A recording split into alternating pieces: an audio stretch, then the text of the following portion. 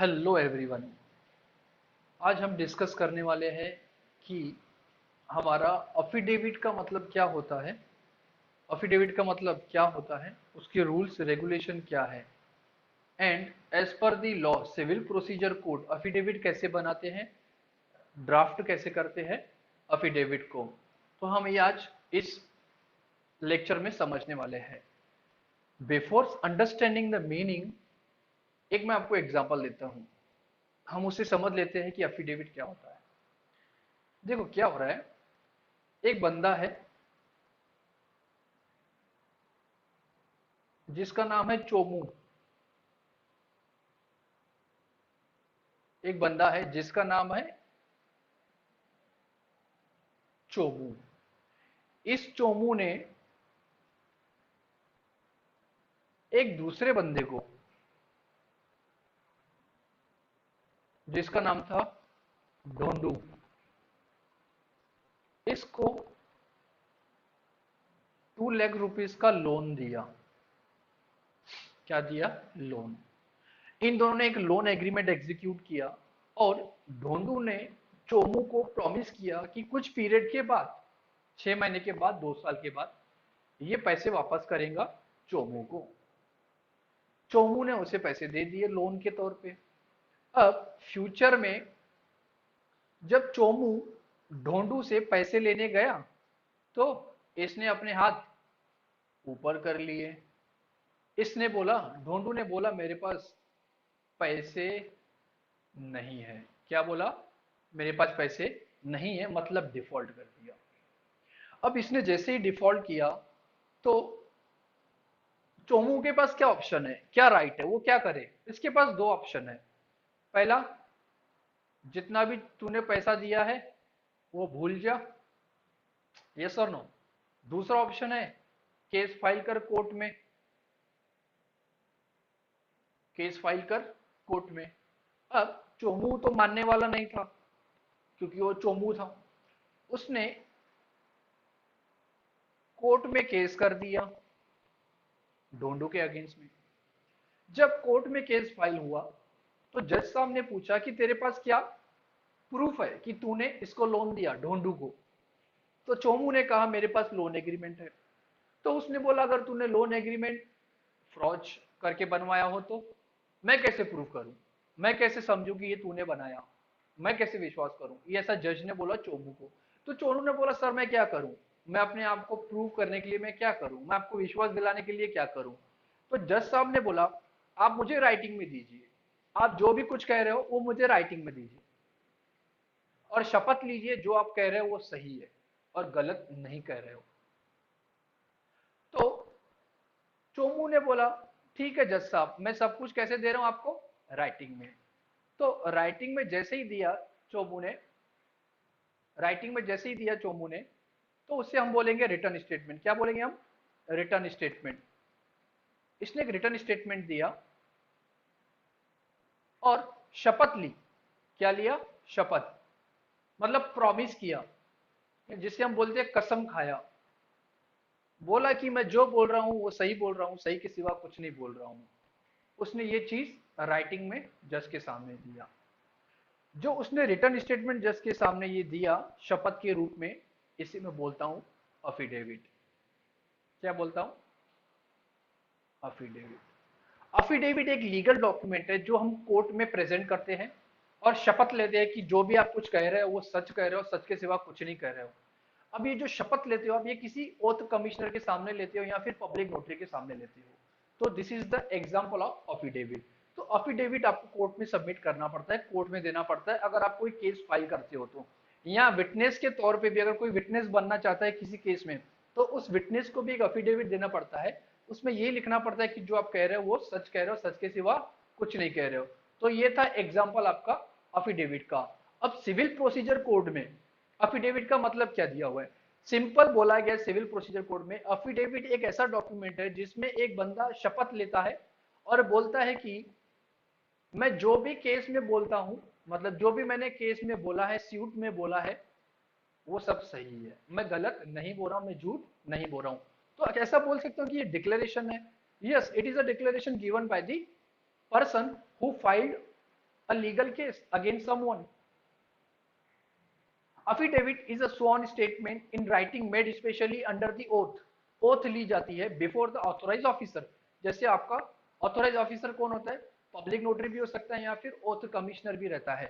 तो अगर ये लीगल डॉक्यूमेंट है तो इसका ड्राफ्टिंग केयरफुली होना चाहिए।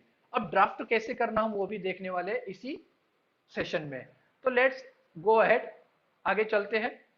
तो आई होप कि आपको समझ में आ गया कि अफिडेविट का मतलब क्या है। अब अफिडेविट के कुछ रूल्स रेगुलेशन दिए हुए लॉ में, तो हम पहले वो समझ लेते हैं। एक पहले चीज समझ लो आप, कोर्ट आपके ऊपर भरोसा नहीं करता। कोर्ट को एक ही चीज समझ में आती है, अगर तूने मुझे राइटिंग में प्रूव कर दिया, मतलब राइटिंग में दे दिया जो भी तू कुछ बोल रहा है फैक्ट में, वो मैं मान लूंगा तू सही बोल रहा है। ये कोर्ट का बोलना होता है। और अगर आपको कोई फैक्ट प्रूव करना है, जैसे मेरे केस की बात करो, जैसे चोमू ने ढोंडू को लोन दिया, तो जो फैक्ट है वो क्या फैक्ट था कि यस एक एग्रीमेंट एग्जिस्ट करता है। उस एग्रीमेंट का रेफरेंस भी आपको देना पड़ता है एफिडेविट में, कि आपको ऐसा क्यों लगता है कि आपने लोन दिया। तो आप ऐसा बोल सकते हो कि हमने लोन एग्रीमेंट एग्जीक्यूट किया था ढोंडू के साथ, तो मैं उसके बिहाफ पे, उसके बेस पे मैं अपनी अफर्मेशन या डिक्लेरेशन देता हूं कि मैं झूठ नहीं बोल रहा हूं। तो जहां से सोर्स ऑफ इंफॉर्मेशन की इंफॉर्मेशन आपको कहां से मिली है, उसका भी आपको डिटेल अफिडेविट में देना पड़ता है। As per civil procedure code rules regulation दिए हैं अफिडेविट बनाने के। तो सबसे पहला पॉइंट क्या है हम वो पढ़ते हैं। Rules for drafting the affidavit. Rules for drafting the affidavit, पहला रूल है आपका, पहला रूल क्या है कि आप एलिगेशन नहीं करते हो किसी के ऊपर। मतलब आप सिर्फ अपने बारे में बात करते हो, सिर्फ एक शपथ लेते हो। क्या लेते हो? शपथ, कि आप जो कह रहे हो सच कह रहे हो। आप किसी और के अगेंस्ट में एलिगेशन नहीं देते हो। ये पहला पॉइंट है, मतलब नॉट अ सिंगल एलिगेशन। कोई भी आप सिंगल एलिगेशन नहीं दे रहे हो, जबकि आप क्या कर रहे हो, एक फैक्ट प्रूव कर रहे हो, किसी चीज को साबित कर रहे हो कि यस आपको ऐसा लगता है कि ये चीज ऐसी है। A person making affidavit should be fully describe. जो एफिडेविट बनाता है उसकी पूरी डिटेल उसमें होनी चाहिए। जो एफिडेविट बनाता है उसे हम क्या बोलते हैं? डेपोनेंट। क्या बोलते हैं? डेपोनेंट। अब उसका नाम, एज, उसके फादर का नाम, उसका एड्रेस मेंशन करना कंपलसरी है आपका एफिडेविट में। और ये फर्स्ट पर्सन में लिखा जाता है। फर्स्ट पर्सन में मतलब एक ही बंदा लिखता है। जैसे हम कोई कॉन्ट्रैक्ट या एग्रीमेंट करते हैं तो उसमें एक से ज्यादा पार्टी होती है, लेकिन अफिडेविट में सिंगल पार्टी ही आपका अफिडेविट बनाती है। It must be divided in paragraph and consequently numbered. ये तो सिंपल है। उसके बाद every person and place referred in the affidavit must be correctly and clearly describe. अगर आपने कोई प्लेस का जिक्र किया है या रेफरेंस दिया है या किसी बंदे का जिक्र किया है या रेफरेंस दिया है, तो उसको भी मेंशन करना एफिडेविट में जरूरी है। Affidavit should generally be confined to the matter within the personal knowledge. जो आपको पता है सिर्फ अब वही लिखो, जो आपको लगता है सही है फैक्ट, अब वही लिखो। और आप ऐसा लिखते हो कि yes I believe this, affirmation देते हो कि आप बिलीव करते हो, आपको ये चीज लगता है कि ये ऐसी है। ये वर्ड आना चाहिए, आई affirm.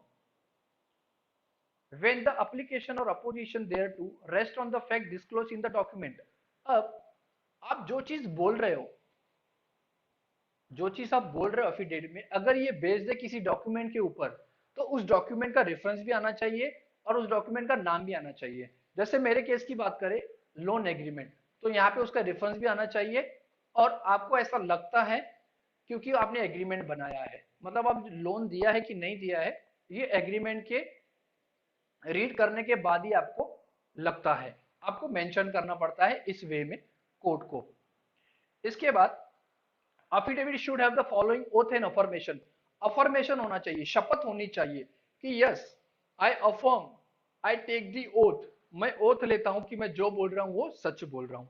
affidavits are chargeable to stamp duty। Yes, Indian stamp act के हिसाब से आपको स्टैंप ड्यूटी भी पे करना पड़ता है, लेकिन इसका एक एक्सेप्शन दिया हुआ है। अगर आप कोर्ट में फाइल कर रहे हो एफिडेविट, तो आपको ड्यूटी, मतलब स्टैंप ड्यूटी देने की जरूरत नहीं है। अदर देन कोर्ट में अगर आप एफिडेविट दे रहे हो, उस केस में आपको स्टैंप ड्यूटी पे करना कंपलसरी है। अब ड्राफ्ट कैसे करना, ये सबसे बड़ा इशू आ जाता है। कौन कौन से पॉइंट को कंसीडर करना, जो हमने ऊपर रूल पढ़े ना, बस उसको ड्राफ्ट करना है, उसको लिखना है।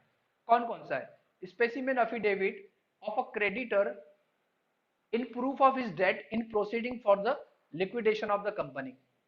एक कंपनी लिक्विडेट होने वाली है और उस कंपनी से मुझे मतलब क्रेडिटर को पैसे लेने हैं।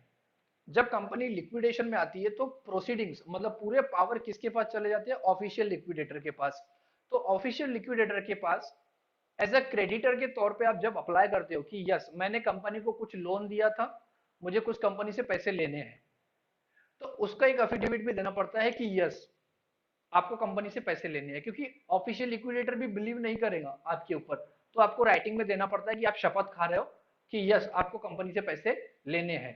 तो उसमें क्या क्या चीज आनी चाहिए ये आपको समझ में आ गया है कि मैटर अफिडेविट किससे रिलेटेड है। अब इसमें जिस हाई कोर्ट में आप सबमिट करते हो या जिस ऑफिशियल लिक्विडेटर को देते हो उसका रेफरेंस आना चाहिए। In the High Court of Maharashtra, Mumbai bench या Nagpur bench for example. In the matter of Companies Act, कौन सा मैटर है? Companies act. कंपनीज एक्ट क्यों है? क्योंकि लिक्विडेशन का मैटर है। इन the matter of liquidation of, यहाँ पे कंपनी का नाम for example ABC private limited. अब जो डिपोनेंट है, जो बनाता है ना अफिडेविट, उस बंदे को बोलता हूं मैं डिपोनेंट। अब इसमें कुछ कुछ चीजें आपको कंपलसरी लिखना है। आपकी एज, आपका नाम, आपके फादर का नाम और आपका एड्रेस, आपका डिटेल में डिस्क्राइब करना कंपलसरी है क्योंकि सिविल प्रोसीजर कोड ये कहता है। उसके बाद आपको पैराग्राफ वाइज लिखना है और नंबरिंग भी देना है सभी पैराग्राफ को, जैसे कि इस फॉर्मेट में आपको दिख रहा है। चलो क्या लिखा हुआ है हम लैंग्वेज पढ़ते हैं। I A B aged year son of Shri so and so resident of so and so do hereby. देखो यहाँ पे डिक्लेयर कर रहा है वो कि मैं शपथ खाता हूं, मैं कसम खाता हूं। Do hereby declare that on oath state as follows, कि मैं जो भी नीचे कह रहा हूं वो सब सही है। पहला पॉइंट पढ़ेंगे that the about named company, about named company मतलब ABC, was on 31st day of 2021 Friday. The date of order for winding up the same still is just and too indebted to me in the sum of rupees so and so। यहाँ पे आप reason लिख रहे हो कि आप affidavit किस चीज के लिए फाइल कर रहे हो। That in proof of the aforesaid debt I attach here to the document mark in ABCD। जैसे कि लोन एग्रीमेंट, अगर आपने कंपनी को लोन दिया है तो यहाँ पे आप लोन एग्रीमेंट का रेफरेंस देते हो कि यस मैंने लोन एग्रीमेंट अटैच किया है। दैट आई हैव नॉट, एक और चीज लिखना कंपलसरी है। आपको एक और डिक्लेरेशन देना पड़ता है कि मैंने कंपनी से कभी पैसे नहीं लिए, बल्कि मैंने उधारी दिया था लेकिन कंपनी ने मुझे अभी तक वापस नहीं किए, ना ही मेरे बिहाफ पे किसी और को वापस किए है। मैं ये डिक्लेरेशन देता हूँ, तो आपको ये भी डिक्लेरेशन देना पड़ता है जो कि थर्ड पॉइंट में दिया हुआ है। That I have not nor have any person और persons by my order or to my knowledge or belief for my use receive the aforesaid sum of rupees, जितना आपका लोन है, or any part thereof or any security or satisfaction for the same or any part thereof except the sum as a security। Last point होता है कि आप कसम खाते हो that this my affidavit is true and nothing is concealed, कुछ भी छुपाया गया नहीं है, ना ही कुछ पार्ट इसका फॉल्स है। ये लाइन लिखना कंपलसरी है, सेम टू सेम आना चाहिए, कुछ भी डिफरेंस नहीं होना चाहिए आपके एफिडेविट में। बट डिफरेंस कहां आने वाला है? जो आपका सब्जेक्ट मैटर है वहीं पे चेंज आने वाला है, बाकी कहीं भी चेंज आपका नहीं आने वाला है। उसके बाद आपको अफिडेविट में डेट लिखना पड़ता है, उसके बाद डिपोनेंट का नाम क्या है वो लिखना पड़ता है। अब ये एक जो पार्ट है वेरिफिकेशन का, ये कंपलसरी पार्ट है। जब आप ओथ कमिश्नर के पास या पब्लिक नोटरी के पास अफिडेविट रजिस्टर करवाते हो, मतलब नोटरी करवाते हो, तो उसके पास एक वेरिफिकेशन देना पड़ता है, डिक्लेरेशन देना पड़ता है कि यस जो आप कह रहे हो वो सही है। आप किस पे डिपेंड हो, मतलब डॉक्यूमेंट सपोर्ट में क्या है आप उस पे बिलीव करते हो, आपको ये बताना पड़ता है नोटरी पब्लिक को या फिर ओथ कमिश्नर को। तो ओथ कमिश्नर एक और चीज ऐड करता है कि यस इस बंदे ने मेरे सामने शपथ ली है और ये जो बोल रहा है वो सही बोल रहा है, ये मैं भी ऐसा बोल रहा हूं क्योंकि इसने जो मुझे डॉक्यूमेंट दिखाया है मुझे भी ऐसा लगता है कि ये जो बोल रहा है वो सही बोल रहा है। Are you getting? ये जो बोल रहा है वो सही बोलता है। तो इसमें डिपोनेंट की अगेन साइन होंगी इस पैराग्राफ में। फिर उसके बाद जिसके सामने आपने ओथ लिया है पब्लिक नोटरी या फिर ओथ कमिश्नर, उसका भी यहाँ पे साइन आना चाहिए। जो यहाँ पे बच्चा लैंग्वेज लिखी हुई है ना, ट्राई कीजिएगा कि ये लैंग्वेज सेम टू सेम आए। इसका रीजन मैं ये बताता हूँ कि ये लैंग्वेज में कुछ डिफरेंस नहीं होता है, तो ट्राई कीजिए सेम लैंग्वेज होनी चाहिए। सीएस प्रोफेशनल में और लॉ लॉ में एलएलबी के एग्जाम में यूजुअली अफिडेविट के बारे में क्वेश्चन पूछे जाते हैं। तो आई होप कि आपको ये लेक्चर बहुत अच्छा लगा होगा। अगर आप मेरे चैनल पे न्यू हो तो प्लीज लाइक कीजिए, सब्सक्राइब कीजिए, शेयर कीजिए। इसी तरीके से मैं आपके लिए बहुत अच्छे अच्छे वीडियो लाने वाला हूँ। And it gives me a motivation, एक एंथुसिज्म मिलता है कि अगर आप मेरे चैनल को सपोर्ट करोगे तो। यही मैं खत्म करता हूँ आज का लेक्चर। शुक्रिया, धन्यवाद, बाय।